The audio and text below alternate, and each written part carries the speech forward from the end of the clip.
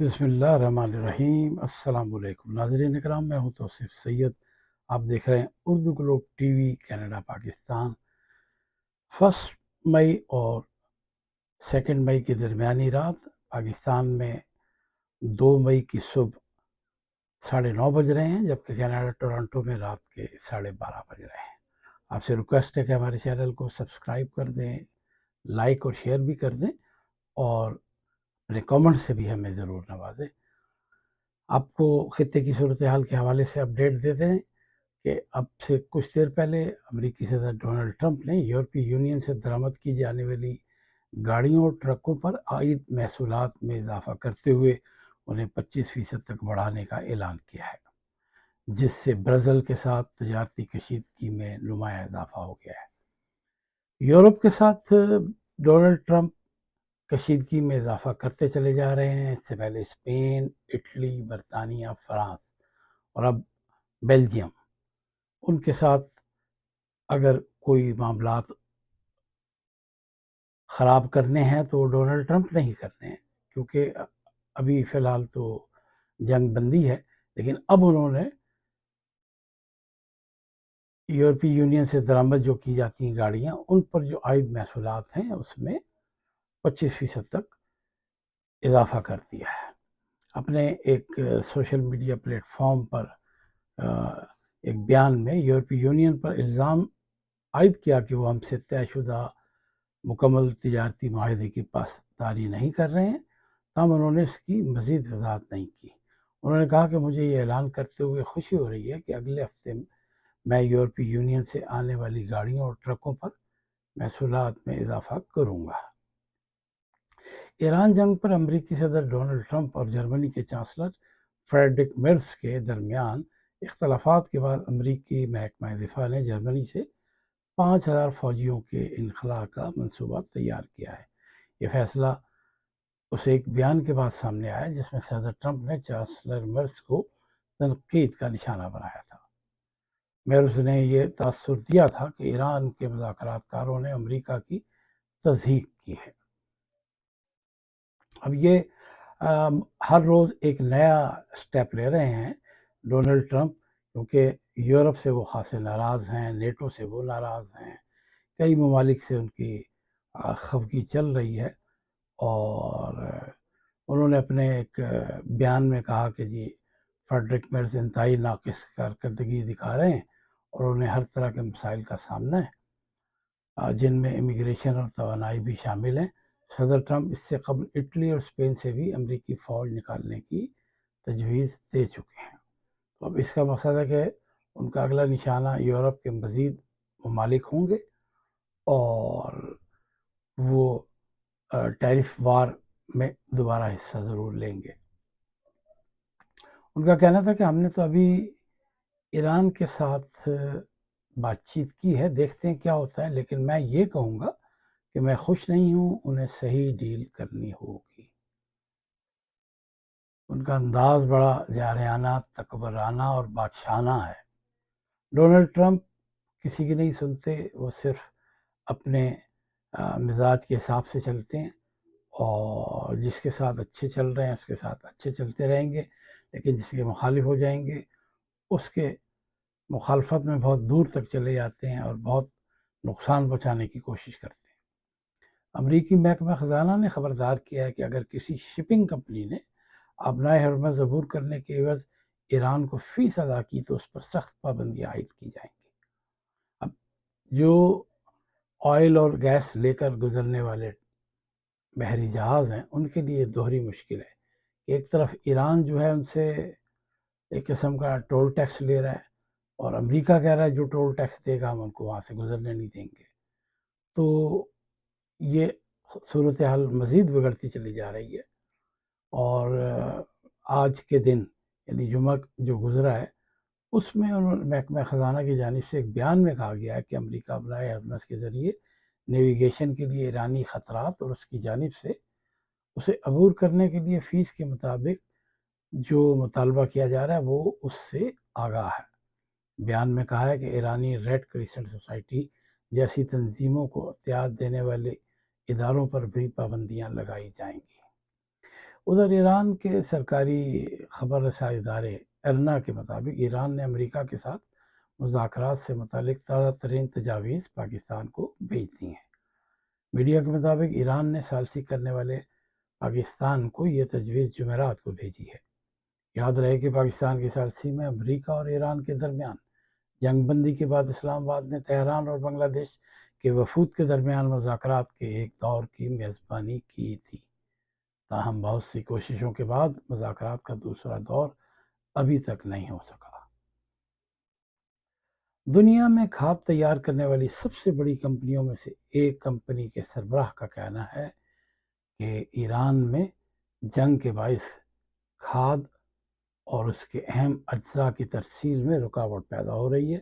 ان کے مطابق اس کے نتیجے میں عالمی سطح پر ہر ہفتے تقریباً 10 ارب افراد کے لیے ایک وقت کی خوراک جتنی غذائی قلت پیدا ہو سکتی ہے۔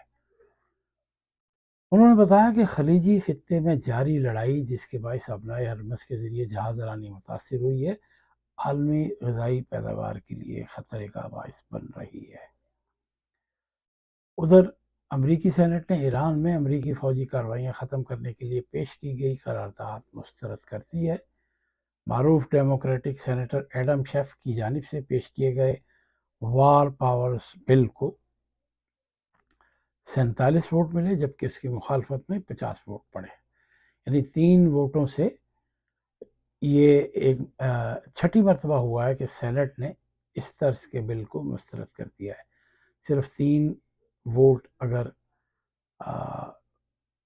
ڈیموکریٹس کو مل جاتے تو یہ بل جو ہے کامیاب ہو سکتا تھا۔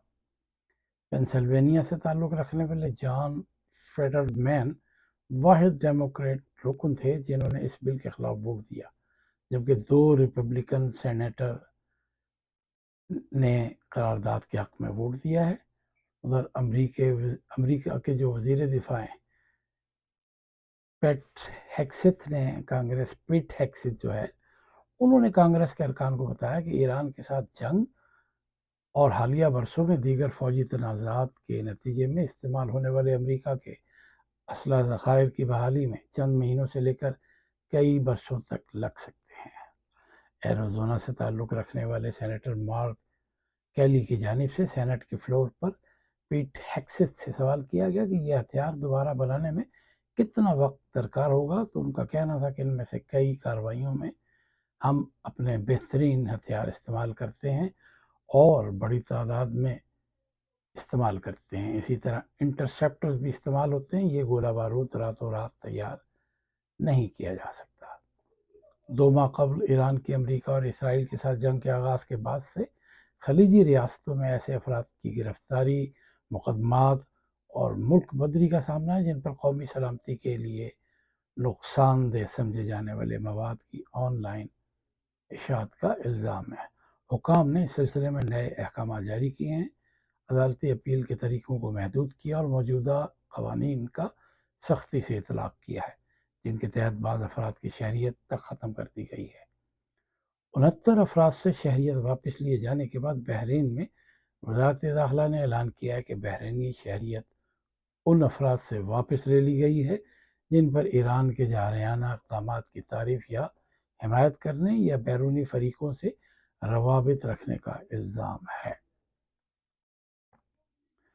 سوشل میڈیا کے مبینہ غلط استعمال کی تحقیقات کے سلسلے میں کئی ہفتوں کی حراست کے بعد کویت کی سکیورٹی کورٹ نے 23 اپریل کو 135 افراد کے خلاف فیصلے سنائے ہیں۔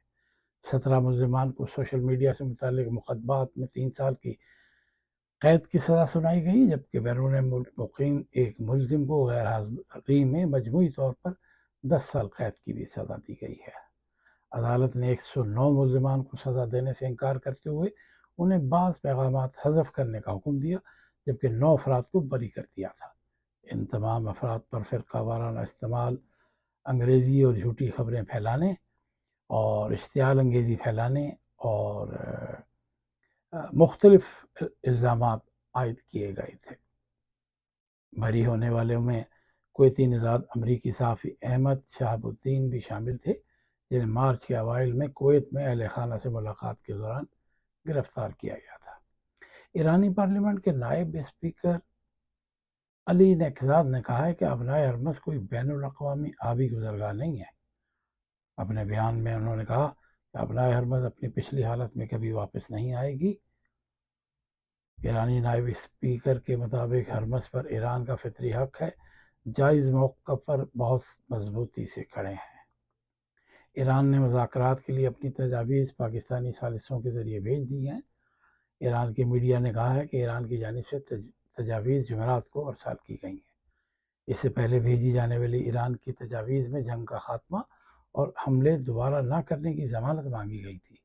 سمندری ناکہ بندی ختم ہونے کی صورت میں آبنائے ہرمز کھولنے پر آمادگی اور اس کے بعد نیوکلیئر ایشو پر بات کرنا بھی تجاویز کا حصہ تھا۔ امریکی صدر نے اس وقت تجاویز مسترد کر دی تھی۔ خبر رساں ایجنسی کے مطابق ایران کی جانب سے پاکستان کو تجویز پیش کرنے سے متعلق وائٹ ہاؤس سے سوال کیا گیا، جس پر وائٹ ہاؤس نے جواب دیا کہ ہم نجی سفارتی بات چیت کی تفصیل نہیں بتاتے اور مذاکرات ابھی بھی جاری ہیں۔ اس کے علاوہ آپ کو ہم بتاتے چلیں کہ